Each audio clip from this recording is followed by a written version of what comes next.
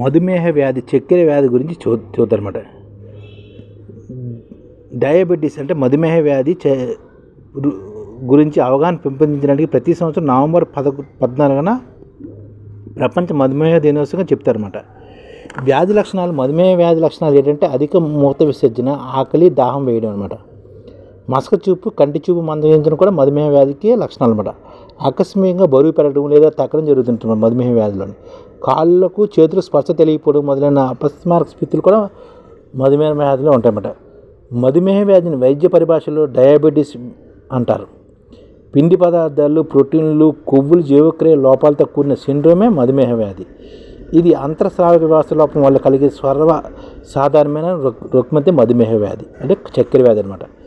దేహ కణాలకు గ్లూకోజ్ రవాణా కాకపోవడం వల్ల కణాల్లో గ్లూకోజ్ వినియోగం బాగా తగ్గుతుంది.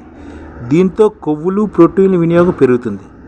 రక్తంలో గ్లూకోజ్ స్థాయి పెరుగుతుందన్నమాట. రక్తంలో గ్లూకోజ్ పరిమాణం 180 mg కన్నా ఎక్కువైతే మూత్రం ద్వారా గ్లూకోజ్ కోల్పోవడం జరుగుతుంది. మిశ్రమ గ్రంథి అయిన క్లోమంలోని లాంగర్హాన్స్ పూటికల్లోని ఆల్ఫా, బీటా కణాలు ఇన్సులిన్, గ్లూకాగాన్ అనే 2 హార్మోన్లుగా స్రవిస్తాయి. ఇన్సులిన్ రక్తంలో చక్కెర స్థాయిని తగ్గిస్తే గ్లూకాగాన్ చక్కెర స్థాయిని పెంచుతుందన్నమాట.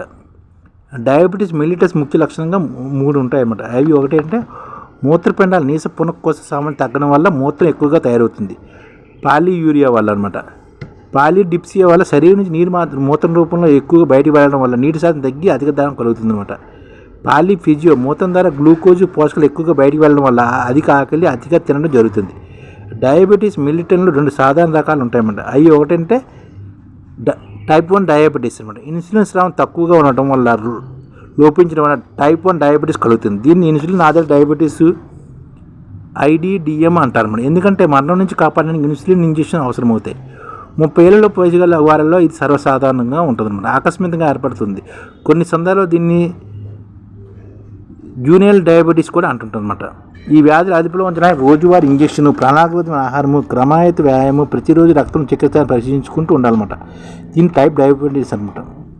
ఇక టైప్ 2 డయాబెటీస్, దీన్ని నాన్ ఇన్సులిన్ ఇండిపెండెంట్ డయాబెటీస్ అంటారన్నమాట. లక్ష్య కణజాలం ఇన్సులిన్ తక్కువ స్రావకారంగా ఉండడం వల్ల ఇది కలుగుతుంది. ఇది రకం 1 కన్నా ఎక్కువ సాధారణంగా ఉంటుంది. రకం 2 డయాబెటీస్ ప్రధానంగా స్థూలకాయల వ్యాయామం చేయని వారిలో ఎక్కువగా సంభవిస్తుంది అన్నమాట. దీని రసాలు వయసుతో ఆరంభమయ్యే లేదా ప్రౌఢ ఆరంభ డయాబెటీస్గా కూడా వివరిస్తారు. దీని ప్రభావం నెమ్మదిగా ప్రారంభమవుతుంది. అభివృద్ధి చెందడానికి కొన్ని సందర్భాలు చాలా ఏళ్ళు పడుతుంది అన్నమాట. టైప్ 2 డయాబెటీస్ చాలా మందిలో ఆహార నియంత్రణ ద్వారా అదుపులో రాకుండా ఇన్సులిన్ ఇంజెక్షన్ అవసరం అవుతుంది అన్నమాట. గర్భిణీలో వచ్చే మధుమేహాన్ని జెస్టేనియల్ డయాబెటీస్ కూడా అంటుంటారన్నమాట. డయాబెటీస్ వ్యాధి గురించి మనం కొంతవరకు తెలుసుకోవాలి. ఈ విధంగా డయాబెటీస్ను ఏ విధంగా తగ్గించుకోవాలంటే వ్యాయామం చేయాలి, మనం తిన్న ఆహారం జీర్ణించుకునేటట్లు ఎక్కువ ఉండాలన్నమాట.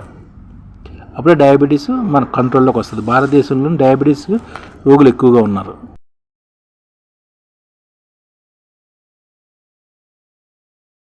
ఈ ఛానల్ ముఖ్య ఉద్దేశం ఏంటంటే మన తెలుగు రాష్ట్రాల్లో 1 కోటి మందికి సంఘటిత రంగాల్లో ఏ విధంగా ఉద్యోగాలు ఇవ్వవచ్చు, కనీస నెల జీతం 30,000 వరకు ఏ విధంగా ఇవ్వవచ్చు, ఏ విధంగా చేస్తే ఉద్యోగాలు సృష్టించబడతాయో వివరిస్తూ ఈ ఛానల్ వీడియోలు వస్తాయి.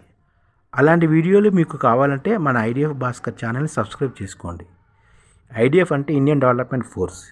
ఈ వీడియోలు చూసిన తర్వాత మీకు నచ్చితే లైక్ చేయండి, మీ ఫ్యామిలీ మెంబర్స్కి షేర్ చేయండి, మరియు మీ ఫ్రెండ్స్కి షేర్ చేయండి. Thank you. నమస్కారం.